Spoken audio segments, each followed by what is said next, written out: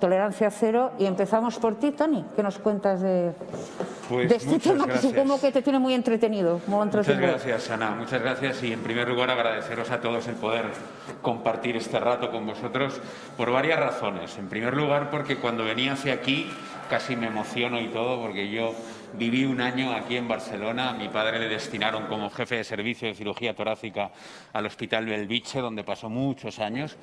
Y yo entonces pasé aquí un año y subía varias veces a la semana aquí a la montaña de Montjuïc a entrenar con el club de rugby de Montjuïc y a jugar algunas veces también en uno de los campos de rugby más bonitos del mundo, creo yo, que es el de la Foixarda, que es una auténtica maravilla. O sea que por esa razón, un placer.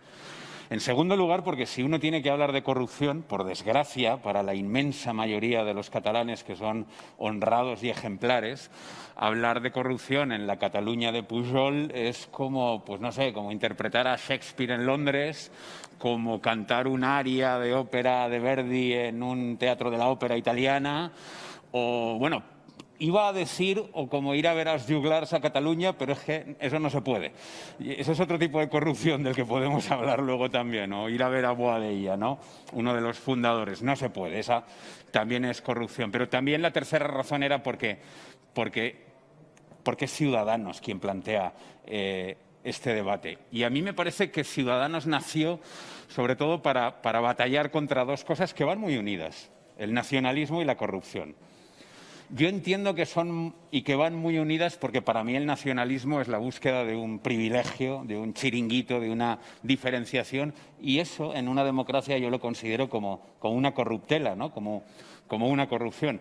Pero también me acuerdo mucho de que yo creo que la apuesta de largo de este partido a nivel nacional, o al menos yo la recuerdo así, verlo desde Madrid con gran impresión, fue aquel interrogatorio al que Albert Rivera sometió a Jordi Pujol en el Parlamento, en un Parlamento en el que muchos de vosotros estabais, ¿no?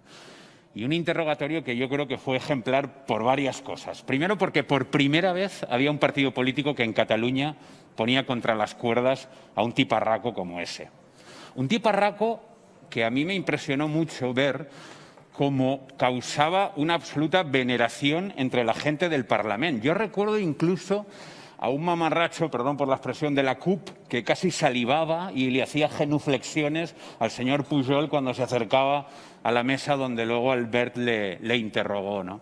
Y yo creo que eso fue un shock para toda España. Y toda España dijo, ostras, aquí hay un partido que de repente coge al pope de la corrupción nacional, al gran, no sé, padrino de la corrupción, al emprendedor de la corrupción, porque hay que recordar que ahora que se habla mucho de Andorra, yo creo que el descubridor de Andorra fue Pujol, y fue el que creó varias tendencias importantes. Y creo que además allí vimos a un señor poderoso que se dirigió hacia los diputados de Ciutadans con una soberbia y con una chulería que a mí se me quedó absolutamente grabada, ¿no? Una chulería y una soberbia que luego con el tiempo a uno le da que pensar, porque este señor no ha tocado la cárcel. Luego podremos hablar de justicia y de cómo la lentitud de la justicia en este país, pues bueno, ha contribuido de alguna manera a que la corrupción o los corruptos se sientan más impunes, ¿no? Pero este señor no la ha tocado. Hay gente del Partido Popular que la ha tocado. Muchos de ellos, además, se han apartado de las instituciones gracias a Ciudadanos. Hay gente del PSOE que también la ha tocado y también han sido apartados de las instituciones gracias a Ciudadanos. Creo que es el único partido que lo ha hecho y eso hay que repetirlo y ponerlo en valor. Pero este señor no ha tocado la cárcel. Aquí también se vio una mezcla, pues hombre, en honor a la verdad y hablando bien de los jueces o de la justicia de este país, una mezcla difícil de ver, porque creo recordar que fue una vocal del Consejo General del Poder Judicial de Convergencia también, a la que pillaron con un maletín de dinero yendo a Andorra también, ¿no? Era un sitio, digamos, de peregrinación para los corruptos, ¿no? Por lo tanto, yo creo que hablar de corrupción aquí, en la tierra de Pujol, y repito, con gran respeto, por desgracia, para la inmensísima mayoría de los catalanes, que además están sufriendo las consecuencias de todo aquello todavía hoy, a lo que hay que añadir otra forma de corrupción, que es la del populismo, que yo creo que es mentira y, por lo tanto, como tú muy bien dices, es corrupción. Pues yo creo que han sido los principales perjudicados, ¿no? En la Comunidad Valenciana también lo hemos vivido, como tú dices. Realmente la nuestra fue una corrupción del Partido Popular. Aquí los dos grandes, que por cierto fueron socios privilegiados y que privilegiaban a Pujol y compañía durante muchísimo tiempo, ¿no? Allí el Partido Popular nos dejó la tierra prácticamente quemada, ¿no? Y además hizo algo que también hay que apuntar en el debe de una corrupción que ha costado miles de millones de euros a nuestro país, que es una mancha reputacional muy, muy grave. Injusta, ahora hablo como valenciano, porque por encima del nivel de corrupción, muy por encima del nivel de la corrupción valenciana, estaba la corrupción catalana o la corrupción socialista en Andalucía. Y repito de nuevo, gracias a Ciudadanos se pudieron apartar a algunos protagonistas de aquella corrupción de las instituciones políticas, ¿no? Pero a mí lo que me sorprendía mucho de aquella época potente, o la de aquí, de la corrupción, que es parte de mis reflexiones, la impunidad con la que trabajó una clase política que a mí en ocasiones me dejaba absolutamente noqueado. Yo recuerdo especialmente una visita que hice por un acto que se hacía, un conseller de la Comunidad Valenciana, por un acto cultural, se invitó a gente del ámbito cultural. Yo entonces no había iniciado mi carrera política, ¿no? Y fuimos allí, gente del sector de la cultura valenciana, y yo, que soy muy amante del arte contemporáneo, se me ponían los ojos como platos viendo lo que aquellos señores tenían colgado en las paredes de su casa o incluso colocado en el jardín. Y a mí me impresionaban dos cosas. Primero, ¿cómo era posible que un servidor público con su sueldo pudiera acceder? Porque yo sabía más o menos lo que vale, uno sueña, ¿no? Y se informa, aunque sabe que no. ¿Cómo podían acceder a tal nivel de coleccionismo? Y luego, lo que a mí me impresionaba más es cómo lo enseñaban. O sea, ¿cómo? No, porque era obvio que no lo podían ganar con su sueldo de diputado. Y esta era la impunidad con la que trabajábamos en la Comunidad Valenciana, y era la impunidad que yo creo que también se demostró aquí, en la Comunidad de Madrid también, y en Andalucía también, de una forma brutal. Una impunidad y una forma de trabajar la corrupción que además son muy distintas, ¿no? Porque yo creo que también en nuestro país hemos visto como el Partido Popular, por lo que yo además trabajé en aquella comisión de investigación en la que tuve el encuentro, pues no solamente con Bárcenas, sino también con constructores que nos explicaron cómo era, digamos, el proceso de la corrupción, y con técnicos también que nos explicaban, y con quienes se dedican a perseguirles, que también han hecho un trabajo modélico y nos lo explicaban, y pude ver realmente cómo funcionaba. Una corrupción que en el caso del Partido Popular era más la de las mordidas a las adjudicaciones para luego costear campañas electorales, o una corrupción de la izquierda que se basaba más en crear redes clientelares. Es un poco la corrupción morada también que se ha instaurado rápidamente y de la que tú hablabas, ¿no? El PSOE creaba todo el tema de los seres y regaba de